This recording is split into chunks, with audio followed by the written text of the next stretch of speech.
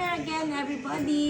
Dinner time again dito sa amin. So, i-flex ko na naman sa inyo yung dinner namin. Medyo matagal na naman ako hindi nakapag-video. Pero, ngayon, i-flex ko na ang aming dinner. So, first is, meron kaming hamburger curry, na may kasamang atang carrots bang nga to. And then, may beans. And then, some of bok choy. Bok choy yan. So, smell like yun, curry talaga. curry.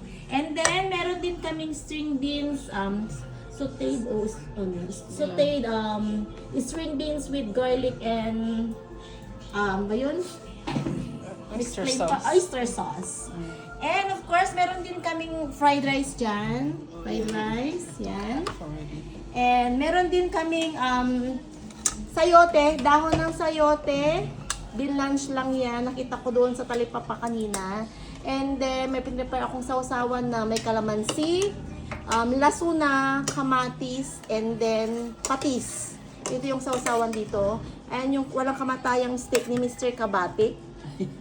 Yan, paborito ni Mr. Kabatik at ni Venice ang steak. And of course, yung hiniling ko kay Mr. Kabatik na ulam kagabi na ginawa niya finally is yung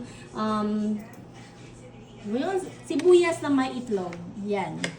So finally, makakatikim na ako kasi kagabi ko pa hinihiling yan kay Mr. Kabatik. And para sa aming palamis is meron kami apple. So, that's for our dinner for tonight.